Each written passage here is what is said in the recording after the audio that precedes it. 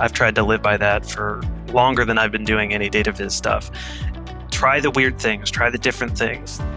Marketing and Entrepreneurship, a podcast by Into the Minds, marketing agency in Paris and Brussels. Welcome in this new episode of Into the Minds podcast. Today, my guest is someone whose work on data viz is so beautiful that he sells posters of it.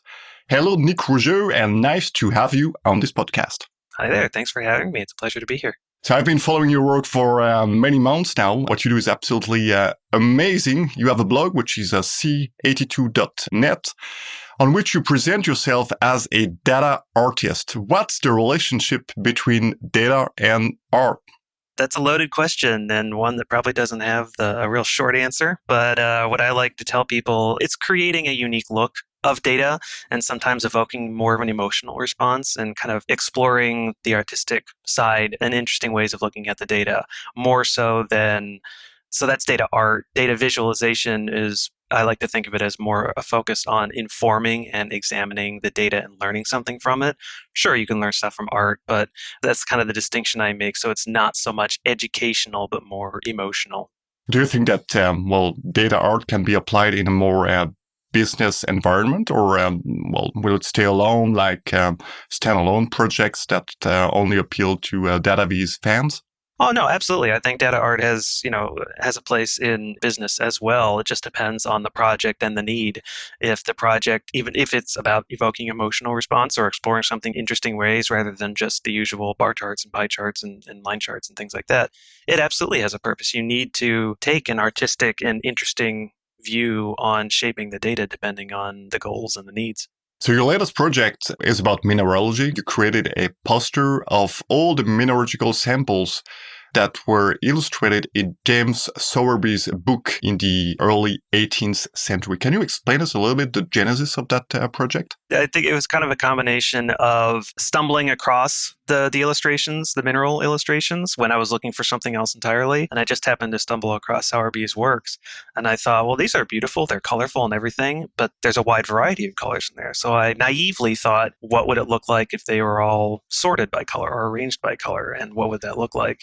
I say naively because it was a simple thought, but it had a complex execution. That's kind of the impetus of that. Yeah, but all the project starts actually with taking the pictures out of the books and working on the pictures because, I know a little bit of mineralogy. As you know, that's one of my passions. And, the samples, as you have presented them on the poster, actually are much nicer than in the reality. So what kind of treatment did you do to the images so that they look so bright and so beautiful? One thing, I learned how to, or I shouldn't say learned, I kind of, discovered or figured out how to enhance older images from long ago or antique images for previous projects. And so I applied the same principle here, which really isn't that much, just kind of making the colors a little bit more vibrant, fixing any kind of shifts toward red colors or yellowing colors as you usually get as paper ages, but also fixing the white balance. And part of what makes them seem a little bit more vibrant is just reducing them in scale as well. So the original scans of Sowerby's works were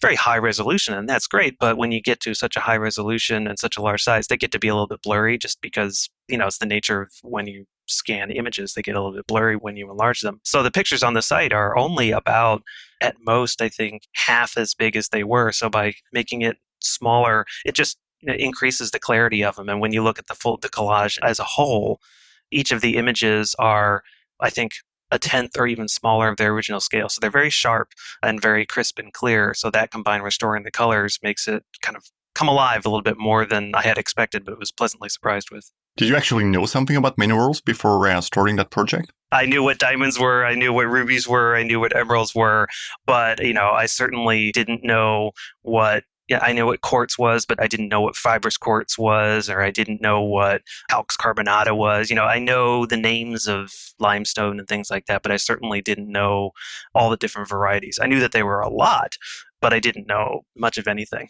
For that project, did you actually look for help from people who were knowledgeable about mineralogy, or you just went along? With projects like this, I kind of enjoy not having the knowledge about it because it allows me to kind of explore on my own. And so, if I'm not sure what something is, the nice thing about this project is I can just truly read the description. And so it tells me what it is right then and there. But oftentimes it's fun to go look at other sources, read Wikipedia or something to get a little bit more background on what is this mineral and how did the name come to be and what do the real photos of it look like versus the illustrations. One very nice output of your work is that the way you arrange the minerals together is actually quite innovative. I mean, if you had knowledge about minerals, you probably would not end up arranging the minerals that way, but rather according to chemical elements or classes. And you arrange everything by color.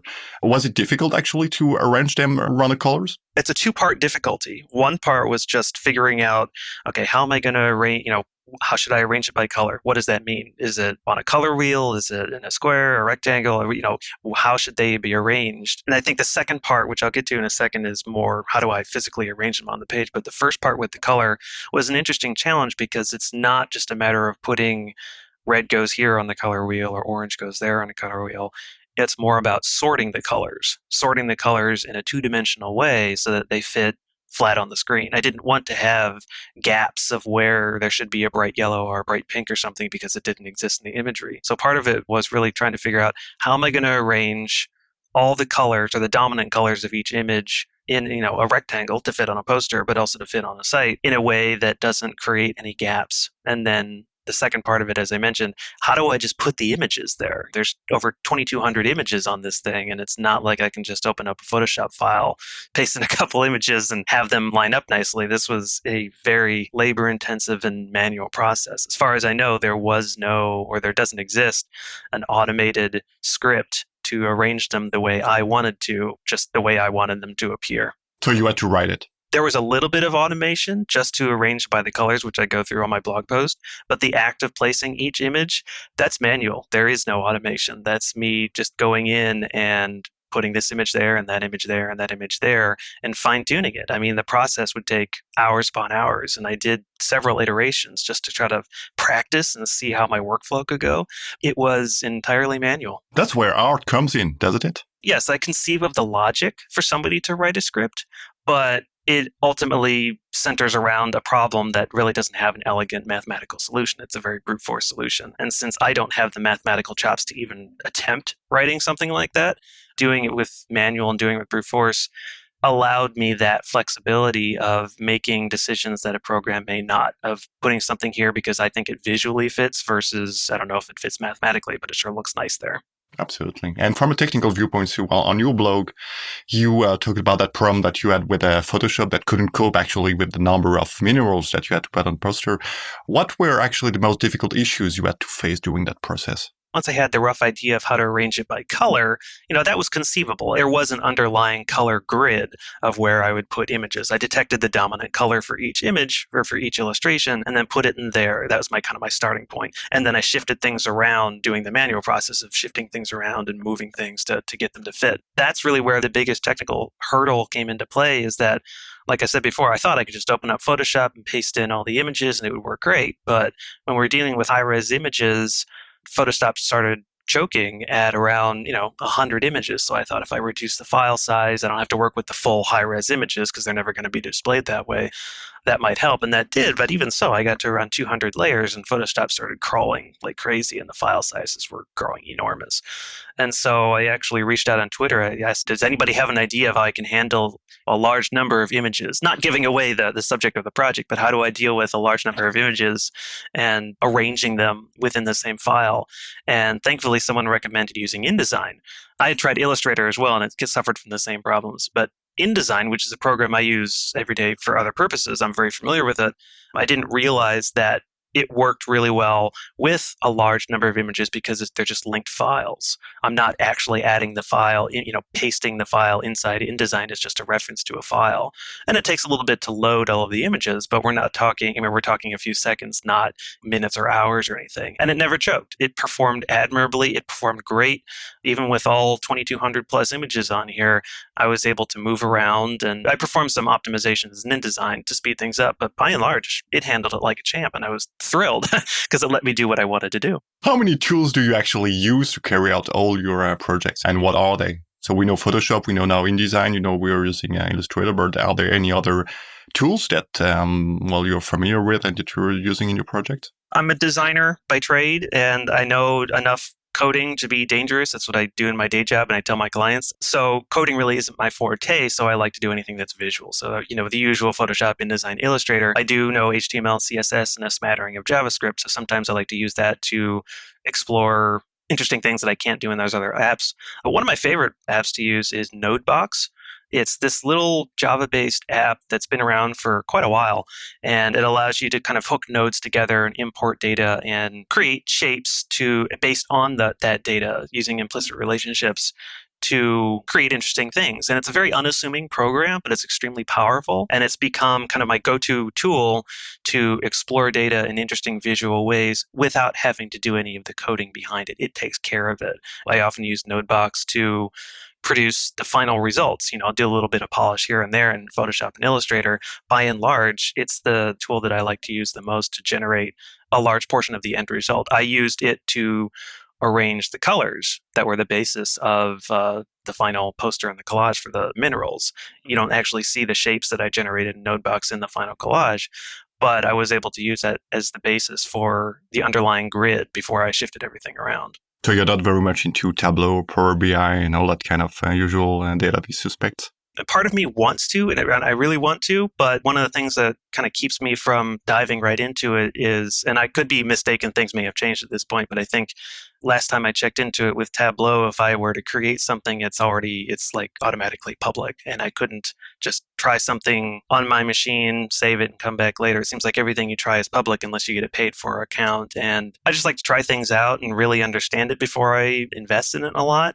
And so that's one of my hurdles with Tableau, is that I don't want to necessarily experiment publicly for fear of giving something away before I'm ready to release it. That's one small thing. Like I said, things may have changed since I last looked into it. That makes a perfect transition to my next question. Where does all that inspiration for new visualization actually come from? It comes from everywhere, really. I mean, I know it's not the most exciting answer, but I'm active on Twitter. I like to browse around Pinterest a lot. And often I just like to keep track of what everybody else is doing. So inspiration can come from pretty much anywhere. One of the places that I really enjoy looking through the Internet Archive, they have an enormous collection of scanned books from all ages, from all centuries. And so sometimes it's fun just looking through them and finding something that catches your eye, like Sowerby's mineral illustrations. I didn't start out seeking mineral illustrations. I just happened to come across it. And while sifting through that, I thought, okay, there's something here. I can do something with this.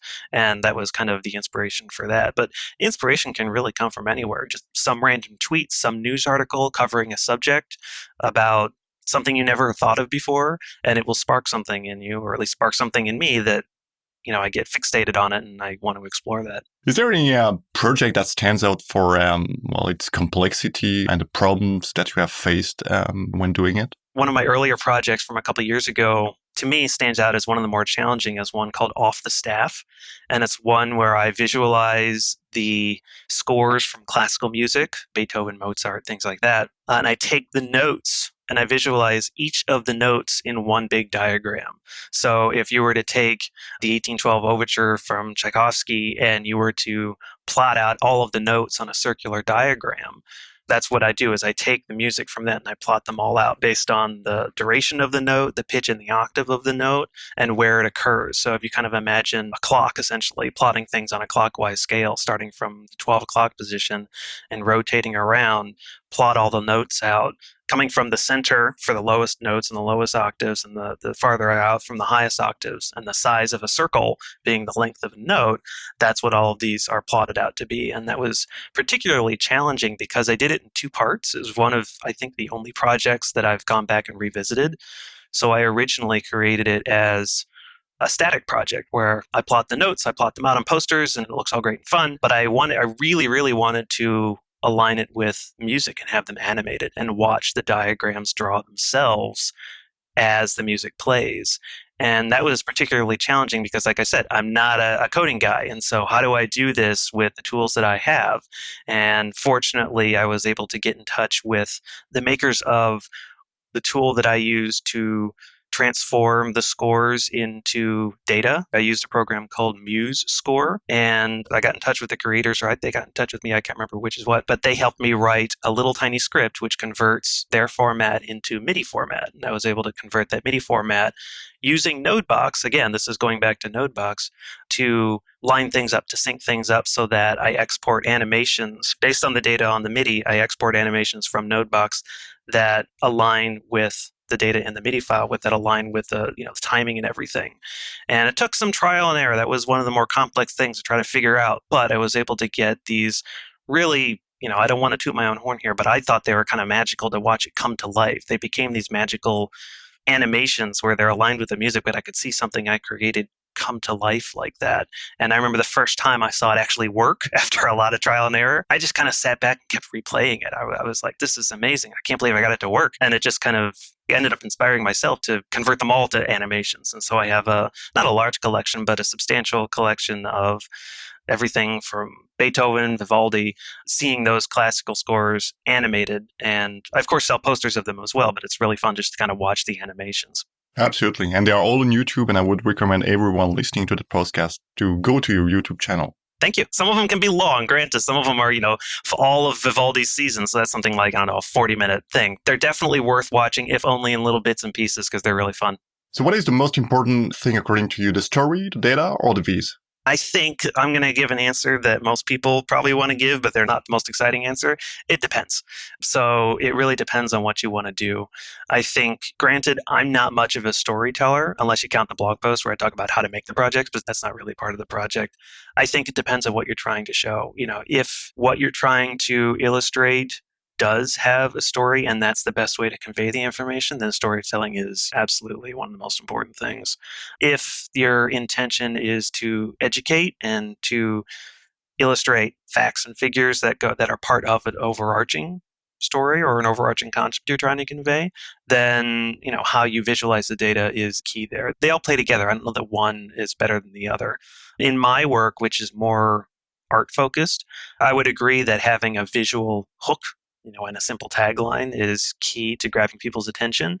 But I think equally important there is, the background behind it. I try to give some background to my projects and everything else that kind of plays into that. But ideally, I think everything should play together and it all depends on the actual project. Do you think that someone can be good at all three, the story, the data, and the V's, or you can only be good at one or two of them? I think anything's possible, and I have high praise for anybody who is able to achieve that.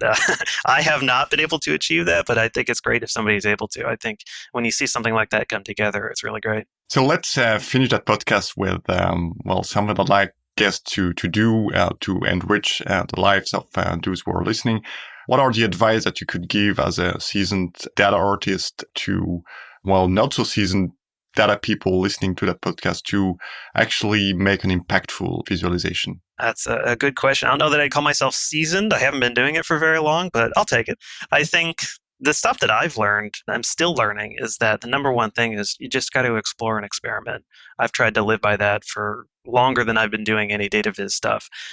Try the weird things, try the different things, sleep on it, come back later, turn it on its head, do it upside down, maybe not sit upside down at your desk, But I think exploring and experimenting is the key thing, especially early on in a project when you don't really have an idea of how the end result is going to be, or even if you do, how you're going to get there. Just try different things. The other things that I like to try to do or tell people is good to, if you can, consult with others who actually know the material. So, I wouldn't have been able to create my off-the-staff project if I didn't have the help from the people who created the app to convert the music into data.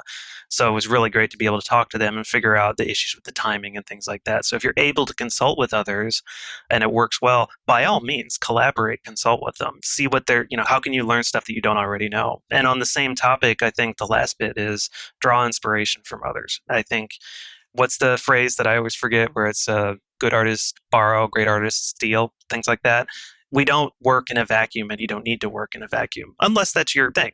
But it's great to get inspiration from others. Look at different projects. Look to see what others have done with the subject matter you're dealing with to figure out, okay, what works for this project, what works for this content, and build on that or try something new. I mean, it's it all kind of works together, but it's great to get inspiration from others. Thank you, Nick Rougeux, for your amazing work, your inspiration, and for your time on this podcast today. Oh, thank you very much. It was really fun. If you liked this episode of Marketing and Entrepreneurship, don't forget to subscribe. See you soon.